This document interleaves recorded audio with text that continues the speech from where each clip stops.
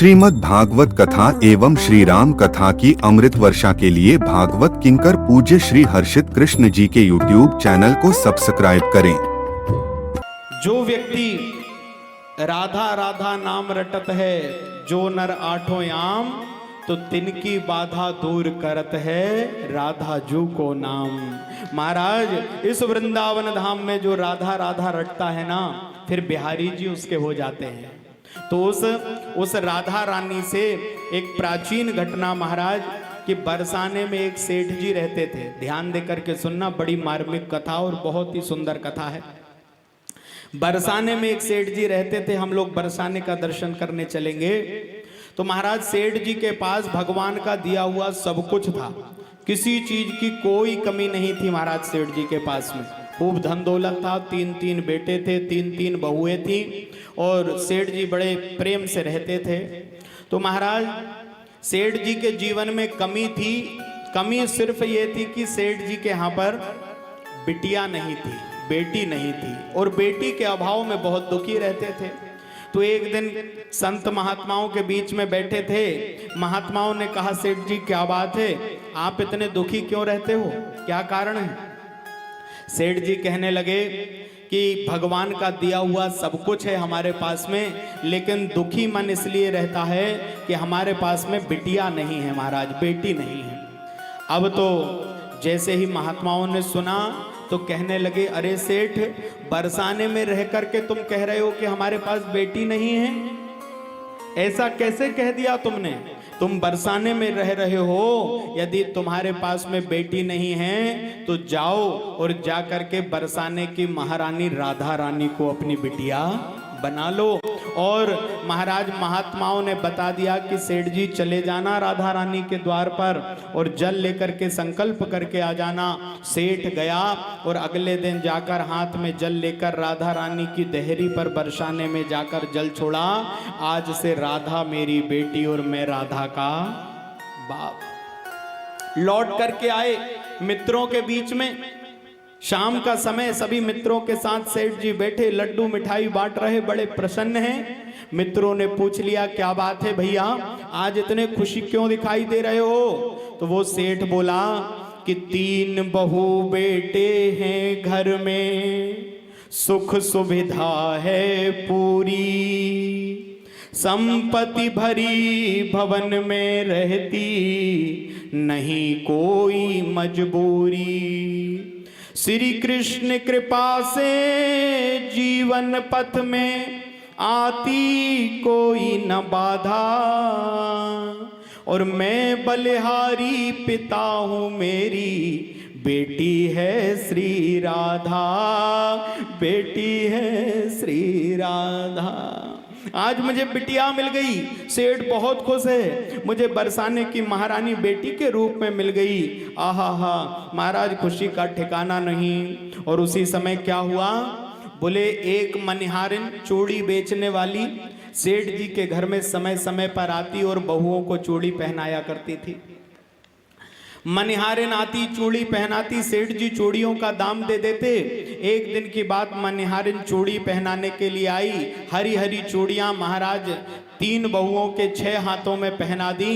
बहुएं अंदर गईं, मनिहारिन चूड़ियां लपेट रही थी। उसी बीच में मुखमंडल इतना ढका हुआ और एक और हाथ उस चूड़ी वाली मनिहारिन के सामने आ गया। मनिहारिन ने जो हाथ देखा, मनिहारिन मन में सोचने लगी, शायद सेठ जी के घर कोई मेहमान आया है, और उन महाराज हाथों में भी उस मनिहारिन ने भर भर के चूड़ियां पहना दी। महाराज, इधर चूड़ी पहना करके बिल बनाकर मनिहारिन लेकर के गई सेठ जी के यहाँ। तो सेठ जी ने कहा, क्या बात है मनिहारिन, क्या बात है, क्या चूड़ियों का दाम बढ़ गया है, तुमने रुपए ज्यादा लगाए हैं? बोले नहीं नहीं सेठ जी, चूड़ियों का दाम तो पुराना ही है, लेकिन आज आपके यहाँ पर 3 नहीं 4 महिलाओं ने चूड़ी पहनी। सेठ जी ने सोचा, मेरे घर में तो मेरी 3 बहुएं हैं और कोई है नहीं, मेहमान भी कोई नहीं आया। तो 3 के पैसे दे दिए और कहा 1 का मैं पूछ करके दूंगा। शाम को सेठ जी आए और आकर के महाराज आकर के सेठ जी ने बहुओं को बुलाया, बेटा इधर आओ। बहुएं आई, जी पिताजी आज मनिहारिन से तुम तीनों ने चूड़ी पहनी? बोले हाँ पिताजी हम तीनों ने पहनी। तुम्हारे अलावा भी किसी ने चूड़ी पहनी है? नहीं पिताजी किसी ने नहीं पहनी। बड़ा क्रोधित हो गया सेठ। देखो लोग छोटी छोटी बातों के लिए झूठ बोलने लगे हैं। अरे वो मनिहारिन कह देती कि कुछ पैसे ज्यादा चाहिए मैं दे देता, लेकिन आज झूठ बोलकर उसने कहा कि आपके यहाँ 4 लोगों ने चूड़ी पहनी है, ये बिल लेकर के आई, मैंने 3 के पैसे दे दिए, 1 के नहीं दिए। बेईमानी आ गई लोगों के मन में। तरह तरह की बात सेठ ने कही और रात्रि में भोजन करके सेठ सो गया।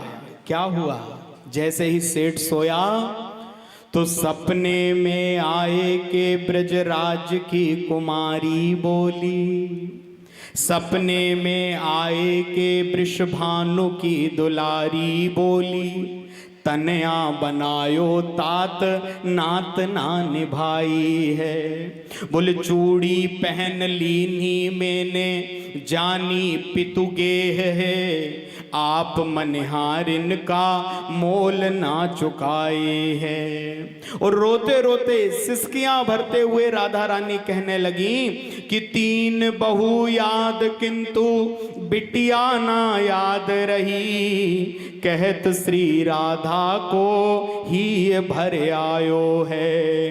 बोले ऐसी भई दूरी कहो कौन मजबूरी नाथ, 4 चूरी काज अपनी बेटी को बिसरायो है, 4 चूरी काज अपनी बेटी को बिसरायो है। रोते रोते राधा रानी कहने लगी 3 बहुएं याद रही पिताजी, लेकिन ये ध्यान नहीं रहा कि आपकी एक बेटी भी है। और महाराज राधा मैया सपने में सेठ जी के सामने हैं, सेठ रो रहा है, अश्रु गिरते चले जा रहे हैं। झटपटा के उठा, देखा तो पूरा मुखमंडल अश्रुओं से गीला है। अरे मुझसे तो बहुत बड़ा अपराध बन गया, मैं अपनी बिटिया को भूल गया, मैंने अपनी बेटी को चूड़ी नहीं पहनाई। ऐसा कहते कहते रात्रि में उठकर द्वार खोल करके मनिहारिन के घर की ओर दौड़ा। अरे मनिहारिन, ओ मनिहारिन, द्वार खोल, द्वार खोल। कहा सेठ जी क्या बात है, क्या बात है सेठ जी, इतनी रात्रि में आज समय आप क्यों आए हो यहाँ? मनिहारिन बता तेरी चूड़ी का दाम कितना है, कितना है तेरी चूड़ी का दाम?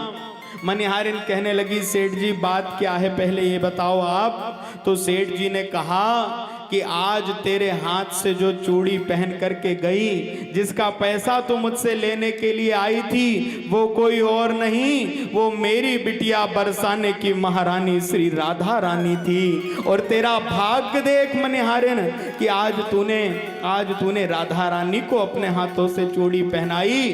तो वो मनिहारिन बता तुझे क्या चाहिए, कितना दाम दे दो? मनिहारिन भी कहने लगी कि सेठ जी जब मोही मिल्यो अमोल धन, तो अब कहा मांगू मोल, और रे मन मेरे प्रेम से राधे राधे बोल, राधे राधे बोल। ये सच्ची घटना है बरसाने की महाराज, सत्य घटना।